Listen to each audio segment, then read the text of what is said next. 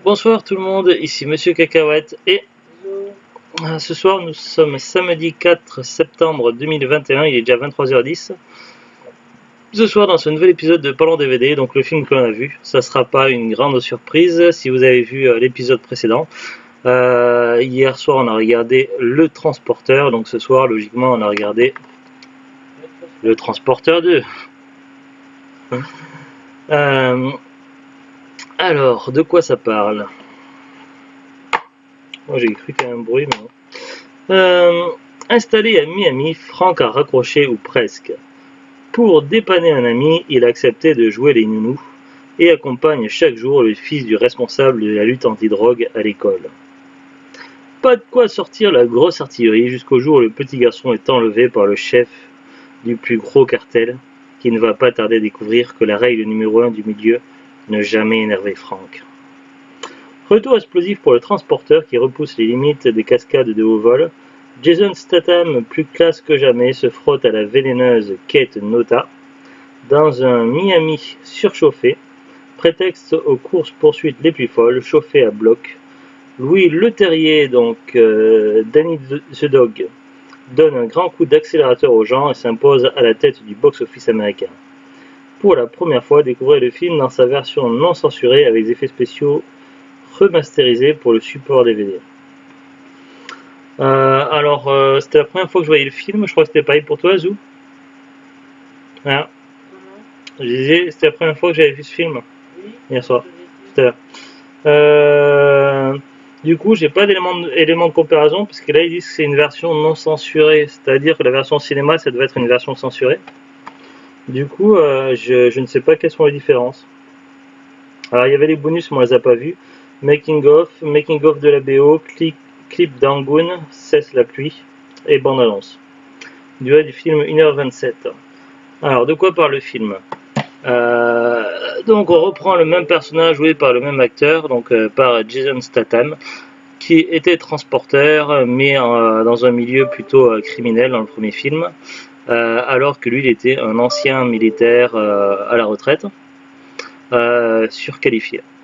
Grosso modo c'est ça, et puis il s'était retrouvé dans une galère pas possible à cause d'un colis qu'il a ouvert dans son coffre de voiture. Ça c'était pour le premier film. Ici, dans ce deuxième film, donc il rejoue les missions de transporteur, mais cette fois-ci pour une cause un peu moins violente. Donc il amène et va chercher un enfant à l'école, dans une famille où il y a quelques soucis de couple. Et donc, comme c'est marqué au dos de la boîte, donc le père qui travaille donc pour un organisme qui sont un petit peu en guerre contre les trafics de drogue et autres. Donc ça, c'est un petit peu le contexte. Sauf que, évidemment, qui dit lutte contre trafic de drogue dit que forcément, ça va pas plaire à tout le monde. Et donc, le père de famille s'est fait des ennemis, et forcément, l'enfant risque d'être la cible de ces ennemis-là. Et comme Frank est sur place, il va se retrouver dans des ennemis pas possibles. Donc après, je vais essayer de ne pas trop spoiler les détails, mais disons qu'après, évidemment, c'est beaucoup de scènes d'action, principalement que des scènes d'action, avec un petit peu de scénario. Moins d'humour que dans le premier. Ouais, j'ai trouvé moins de traits d'humour que dans le premier. On retrouve également le même policier français qui a aidé Frank dans le 1, on le retrouve dans le 2, joué par le même acteur. Sauf que là, il était en vacances de passage, il était venu profiter de ses vacances aux États-Unis, profiter de la plage, tout ça, et voir son ami. Sauf qu'évidemment, ces vacances ne se passeront pas comme prévu. Et puis, il y a également donc une histoire de virus, et qui nous est présentée au début d'ailleurs par deux fioles bien distinctes. Dans l'une, c'est le virus et l'autre, c'est l'antidote. Et c'est présenté de manière assez similaire à la façon dont nous a été présenté le virus T et l'antidote dans le film Resident Evil de Paul W.S. Anderson. Donc c'est vrai que, enfin c'est pas présenté de la même façon, mais il y a quand même des ressemblances. Après, il s'agit d'un scénario pour le film de Luc Besson, et c'est vrai que dans les magazines et les sites internet, Il y a eu souvent des histoires d'accusations de plagiat, tout ça, pour les films ou les scénarios de Luc Besson. Donc après, est-ce qu'il puise un petit peu ses inspirations à droite à gauche? Je ne sais pas.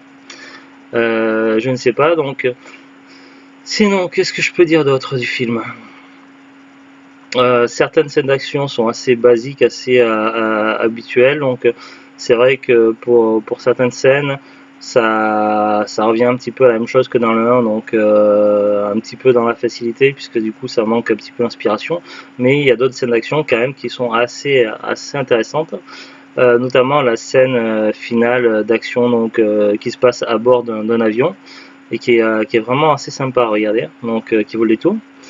Il y a quelques scènes d'action qui sont plutôt pas mal, donc la qualité est plutôt bonne, mais c'est vrai qu'il y a un petit peu les redites. Il y a quand même des scènes d'action qui sont assez similaires à ce qu'on peut voir dans le premier Transporteur et dans divers films d'action. Après, ils peuvent pas innover non plus dans toutes les scènes. Globalement, c'est un petit film qui se laisse voir sans problème, quoi. C'est pas le gros blockbuster de l'année, mais ça reste un bon divertissement. Mais voilà, pas grand chose de plus à en dire. Après, il s'agit d'une suite, donc à voir ce que vaut le 3, s'il est bien ou pas. Ça, on vous en reparlera prochainement. Est-ce que tu as autre chose à rajouter, Zou? Tu t'es endormi? Alors, sur Wikipédia, qu'est-ce qu'on sait? Le Transporteur 2 à l'international est un film français réalisé par Louis Leterrier et sorti en 2005. Jason Statham revient dans le rôle de Frank Martin, un transporteur professionnel qui livre des colis sans poser de questions. Pour cette nouvelle mission située à Miami en Floride, il est le chauffeur d'un jeune garçon qui s'est fait enlever. Frank met alors tout en œuvre afin de le sauver. Il s'agit de la suite du premier opus de la trilogie sortie en 2002. Il est suivi par Le Transporteur 3 en 2008, puis d'une série télévisée en 2012 et d'un reboot, Le Transporteur Héritage, en 2015. Puis après, plus rien, je crois.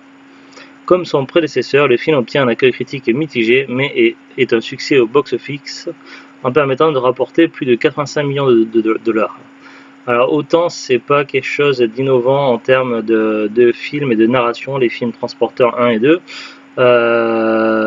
C'est vrai qu'après il s'agit de films d'action, donc ça s'y prête pas, c'est pas comme un film de science-fiction ou fantastique.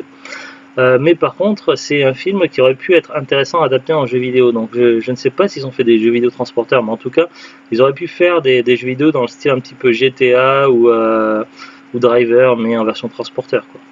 Ça aurait pu donner quelque chose de pas mal. Alors, scénario Luc Besson et Robert Marc Kamen, non crédité pour Robert Marc Kamen. Réalisation Louis Leterrier. Budget 32 millions de dollars, durée 88 minutes. Sorti en France le 3 août 2005, en Belgique le 24 août 2005, aux États-Unis le 2 septembre 2005. Aux États-Unis, donc, il est PEGI 13 à cause de séquences intenses de violence, action, contenu sexuel, nudité partielle et brief langage. Je sais pas comment on traduit brief. Alors là, franchement, il y a des scènes d'action, il y a des scènes un peu violentes, tout ça, comme dans le premier. Mais du contenu sexuel dans Le Transporteur 2, je suis pas sûr qu'on ait vu le même DVD. Je sais pas. Je sais pas, mais j'ai loupé un truc, je sais pas. J'ai pas l'impression d'avoir vu. En France, tout public à sa sortie au cinéma, interdit aux moins de 12 ans, lors de sa sortie DVD version non censurée. Je sais pas qu'est-ce que ça change.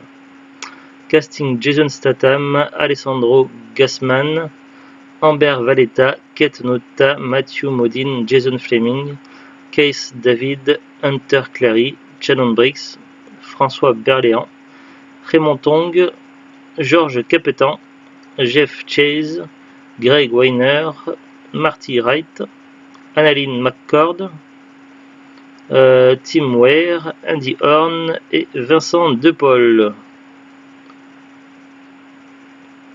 Après, on a des longs paragraphes pour parler de la production et différentes choses. Il n'y a rien qui parle de cette histoire de version non censurée. Qu'est-ce que ça change?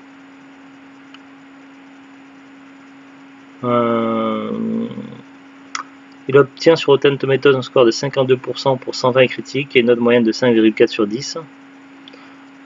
Sur Metacritic, 56 sur 100 pour 29 critiques. En France, sur Halluciné, 2,5 sur 5, donc ça change pas.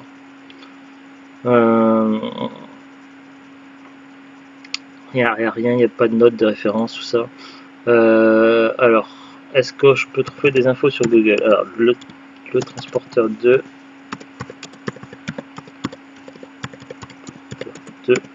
Non censuré. Différence. Hop. Quel est-il alors des différences entre les deux versions? Alors là, c'est un paragraphe qui est tiré de dangerzone.blog.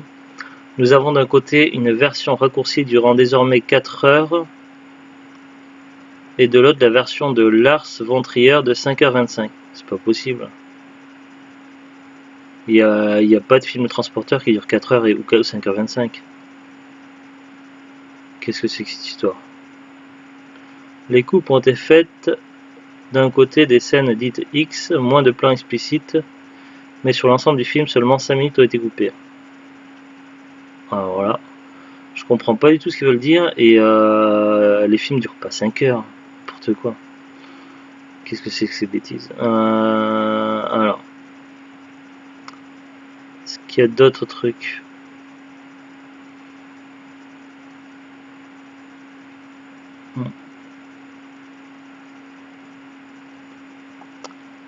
Ah, ça, non.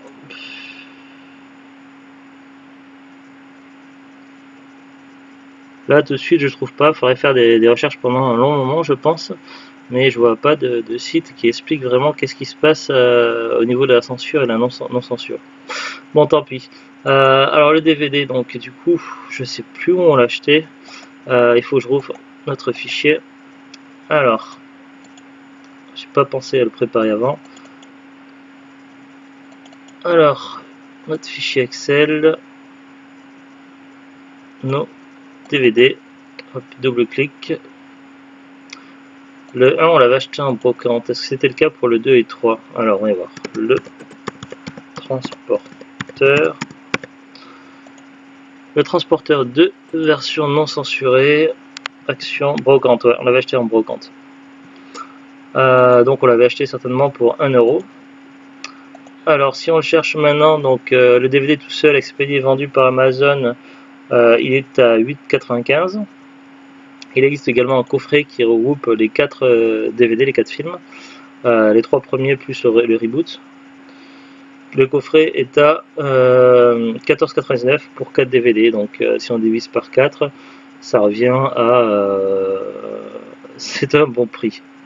Je n'ai pas calculé de tête, là c'est un peu compliqué, surtout avec les virgules. Bref. Si on cherche à avoir toute la collection complète, c'est plus intéressant économiquement de prendre le coffret que le DVD tout seul.